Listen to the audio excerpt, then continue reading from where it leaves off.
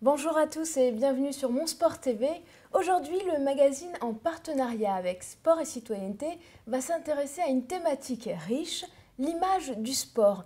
Quelle est-elle aujourd'hui? Comment a-t-elle évolué ces 20 dernières années? Comment perçoit-on le sport dans la société actuelle? C'est notre interrogation principale. Et pour en parler, je reçois un homme qui lui aussi a eu divers parcours et qui va donc pouvoir nous éclairer sur cette thématique. Georges Vigarello est avec nous. Bonjour Georges. Bonjour. Merci d'être avec nous. Je le disais, vous avez eu différents parcours, un peu plusieurs vies. Vous avez vous-même été pratiquant de sport et puis prof de gym et puis philosophe, Oui. Historien, on peut dire? On peut dire, oui, absolument. Sociologue même. Écoutez, n'ajoutez pas trop, mais c'est plutôt historien, oui, voilà. C'est la raison pour laquelle vous allez pouvoir nous donner un regard un peu différent, un peu neuf sur cette question. D'abord, vous, comment est-ce que vous percevez le sport? Est-ce que pour vous c'est une passion? Est-ce que pour vous c'est un outil de travail, un outil historique? Comment est-ce que vous Alors percevez? écoutez, c'est plusieurs choses. C'est une pratique, je ne vous cache pas que c'est une pratique à l'égard de laquelle j'ai pris quelques distances. Je ne suis plus un pratiquant des compétitions, par exemple. Vous aviez fait les championnats de France? Absolument, j'avais fait des compétitions, oui c'est vrai, il y a bien longtemps. Non, mais je continue, mais d'une manière extrêmement légère et détendue, donc c'est d'abord ça. Ensuite, c'est une pratique dont on ne mesure pas, à mon avis, l'importance aujourd'hui, qui est une pratique de loisir et qui concerne, selon les enquêtes récentes, plus de 75% des Français, ce qui est considérable. Et puis troisièmement, bien entendu, tout le monde le sait et tout le monde le voit, c'est une pratique compétitive et c'est plus particulièrement d'ailleurs une pratique de haute compétition, c'est celle qui domine le spectacle télévisé. Et là encore, je pense qu'on ne soupçonne pas à quel point cette pratique compétitive est présente au niveau de l'écran, puisque les dernières enquêtes, celles de 2010, montrent que entre 2000 et 2010, les objets présents dans les journaux télévisés, j'entends objets traités, comme aujourd'hui, par exemple, nous traitons un objet. Les contenus? Les objets traités au niveau du journal télévisé sont pour 24 000 fois en 10 ans les objets sportifs. Et les objets sportifs dominent par rapport à d'autres. Je pense par exemple à l'objet politique qui n'intervient que 23 000 fois dans le journal télévisé. L'économie un tout petit peu plus loin, 22 000, et la culture quasiment à égalité avec l'économie, la culture, 22 000 fois. Donc vous voyez, quand je dis c'est une pratique très présente, eh bien on le voit à la fois lorsqu'il s'agit d'une pratique de loisir, et on le voit lorsqu'il s'agit d'une pratique de compétition, non pas parce que ce sont les compétiteurs qui dominent, mais parce que leur image domine au niveau de la télévision. Donc la question c'est pourquoi, vous voyez ? Pourquoi? C'est justement ce qu'on va se demander aujourd'hui. Mais surtout, vous venez de le dire, le sport est de plus en plus présent dans les médias, de plus en plus présent finalement dans la société. Quel impact ça a aujourd'hui sur les pratiquants de sport ou sur Monsieur Tout-le-Monde?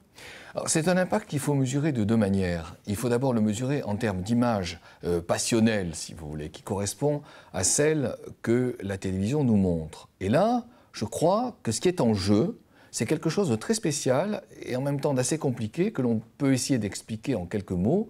Ce qui est en jeu, c'est une façon dont notre société, dont le public, la population, dont l'opinion se représente sa propre société. Alors je m'explique. Je crois que le sport met en jeu quelque chose qui est très particulier et qui est tout à fait intéressant. Il met en jeu l'idéal de notre société.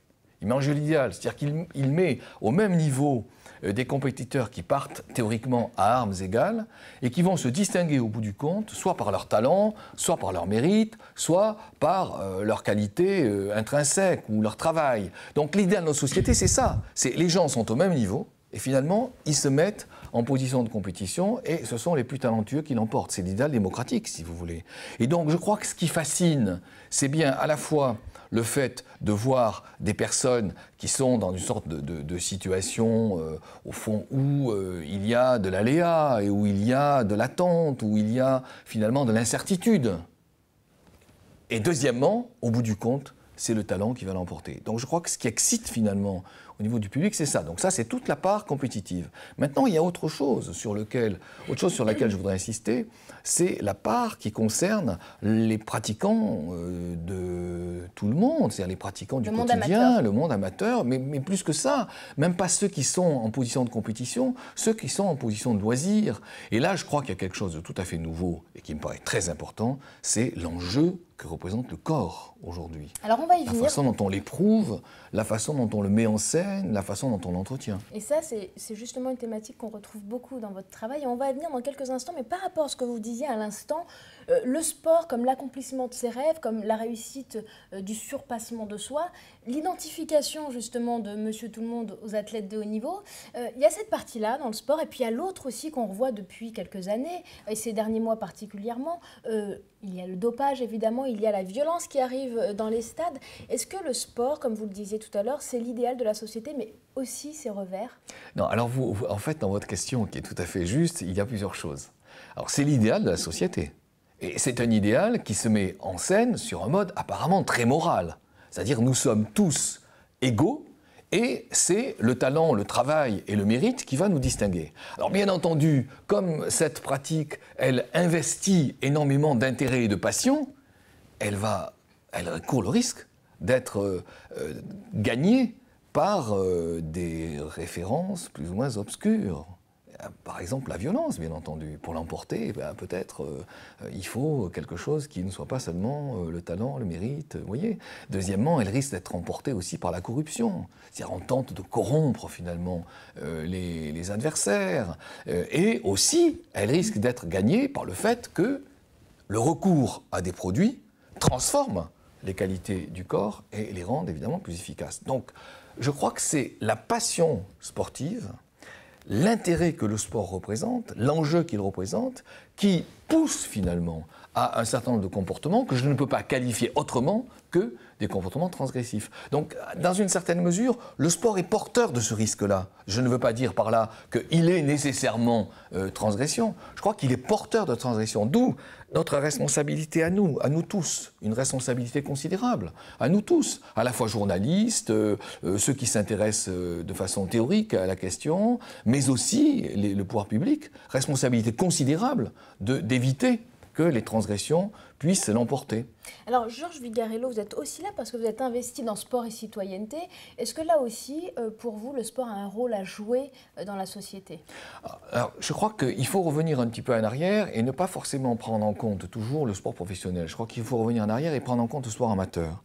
Je trouve que le sport amateur est porteur d'une richesse considérable dans la mesure où il apprend aux gens les mœurs de notre société. C'est-à-dire, finalement, le fait de se mettre en compétition sur un mode qui soit totalement ouvert, et je le qualifierais de moral en mettant des guillemets. C'est ça que le sport nous apprend. Donc il nous apprend des choses.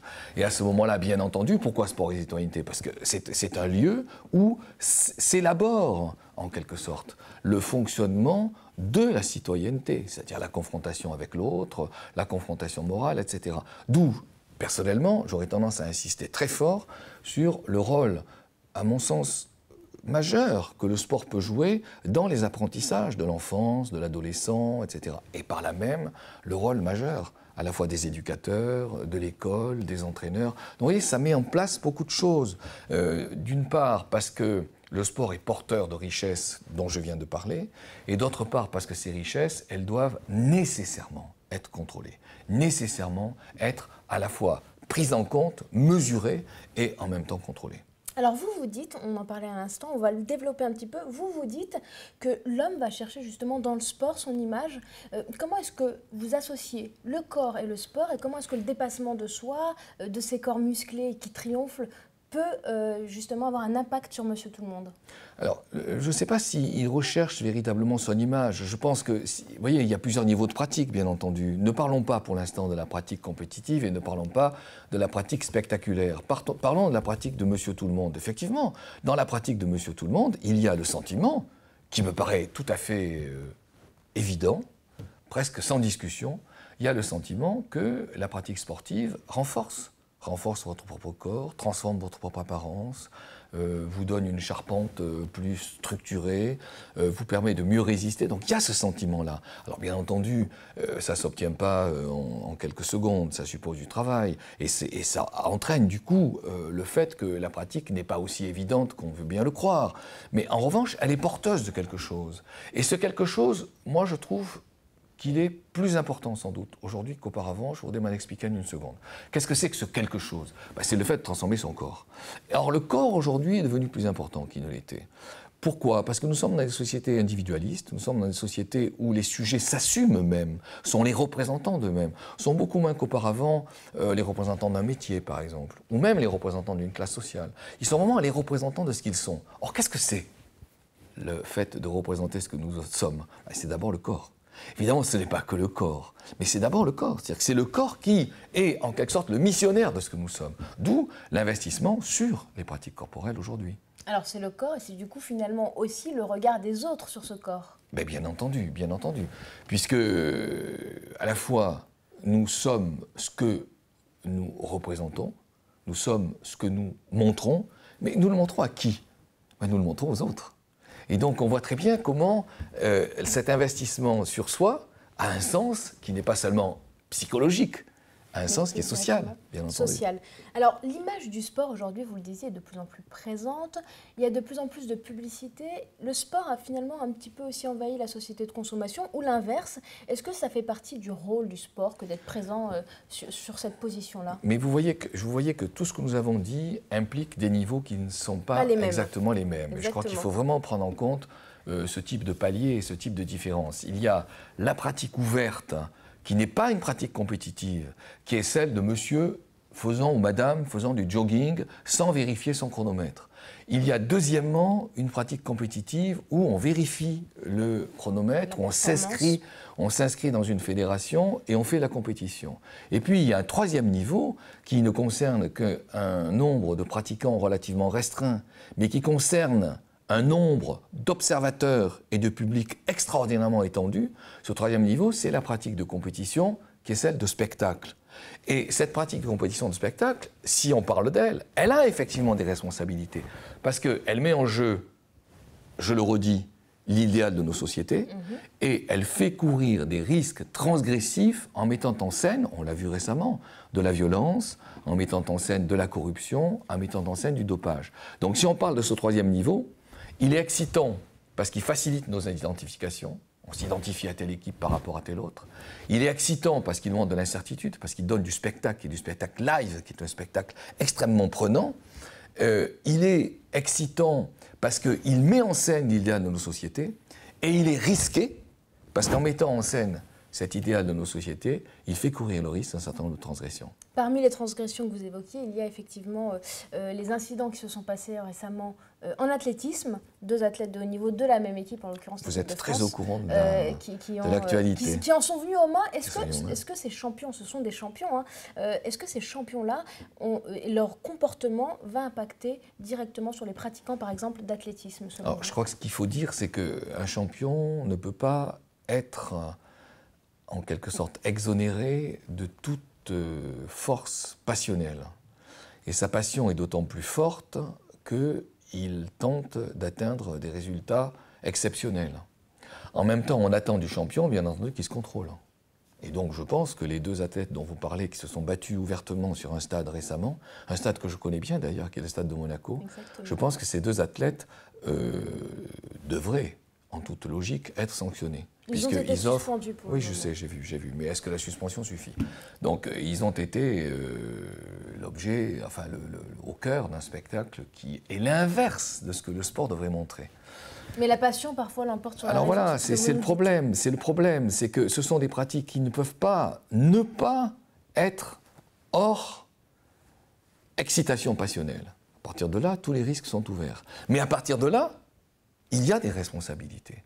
Et les responsabilités sont à plusieurs niveaux. Sont celles portées par la fédération qui gère une pratique elle-même et sont celles portées par la puissance publique qui gère les fédérations, ou du moins qui est en partie, en quelque sorte, partie prenante des fédérations. Alors, on arrive bientôt à la fin du magazine, ça va très très vite. Là, vous venez un petit peu de me répondre déjà, justement, qui doit façonner l'image de ces athlètes qui sont porteurs, on reste sur le 3e niveau, qui sont porteurs de messages, qui sont porteurs d'images? Qui doit façonner? Oui, vous avez tout à fait raison, ils sont porteurs de messages. On voit très bien, quand on observe, que les responsabilités sont à plusieurs niveaux. D'abord, les acteurs. Il faut que les acteurs soient formés. Il faut que les acteurs soient l'objet d'une attention de façon à ce que leurs propres transgressions ne soient pas trop fréquentes. C'est le premier impératif. Mais l'acteur, c'est le bout d'une chaîne. Cette chaîne suppose entraîneur, éducateurs, formateurs, prise en compte de la formation dans l'enfance, etc. Donc il y a une chaîne très très importante à mon avis. Et je trouve par exemple que les professeurs d'éducation physique que je connais bien et que j'aime beaucoup, ne serait-ce que parce que personnellement je l'ai été, je trouve que les professeurs d'éducation physique ont une immense responsabilité. Et je trouve qu'il faut qu'ils soient nombreux, parce que les professeurs d'éducation physique sont bien formés dans notre société. Ce sont des gens qui ont une formation longue, et il faut qu'ils soient nombreux. Et je trouve, par exemple, qu'aujourd'hui, on a tendance à restreindre leur nombre, ce qui me paraît regrettable. Donc, premier niveau, c'est pas exactement comme ça que je dis, mais premier niveau, les acteurs, et ceux qui forment les acteurs.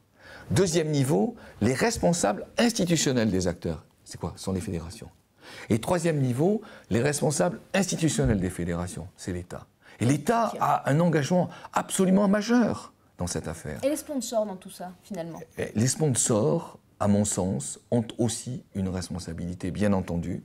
Et ils ont une responsabilité qui est assez complexe. Parce qu'on voit très bien que lorsqu'un sport risque de donner une image qui est une image en quelque sorte regrettable et qui est en rupture avec ce que l'on peut attendre, les sponsors se retirent.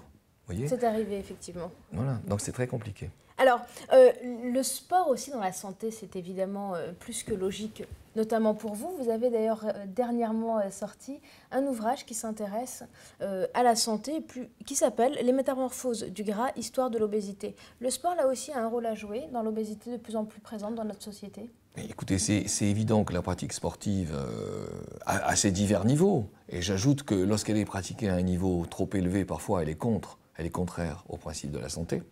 Mais c'est évident que la pratique sportive, c'est une pratique qui a pour horizon également la santé. Elle a pour horizon les mœurs, c'est-à-dire apprendre aux gens à se comporter dans un groupe et à respecter finalement le groupe. Elle a pour horizon les mœurs, mais elle a évidemment aussi pour horizon la santé, puisque l'entraînement, c'est améliorer ses propres ressources, que je dirais très simplement son propre capital physique.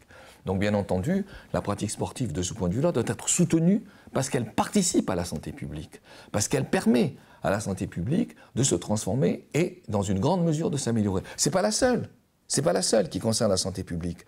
Il y a l'alimentation, il y a la façon dont les espaces sont conçus. C'est considérable le problème de la santé publique. Ça ne se limite pas seulement à un objet. Est-ce qu'on donne les moyens aujourd'hui, par exemple, à tous ces outils de solutionner des problèmes de santé? Est-ce qu'on constate aujourd'hui qu'il y a plus de maladies cardiovasculaires? On constate qu'effectivement l'obésité est de plus en plus présente et qu'elle risque de l'être encore plus, que ça va être un véritable fléau pour nos enfants. Est-ce que vous, qui êtes en plein dedans, avez l'impression qu'on a les moyens aujourd'hui, qu'on met les moyens? Alors, votre question est extrêmement importante. Contentons-nous de répondre au niveau de la pratique sportive. Ce que je constate lorsque l'on prend en compte la pratique dans son sens le plus large, c'est que, à l'évidence, un certain nombre d'obstacles existent à la pratique du plus grand nombre. Quels sont ces obstacles? Par exemple, une inégalité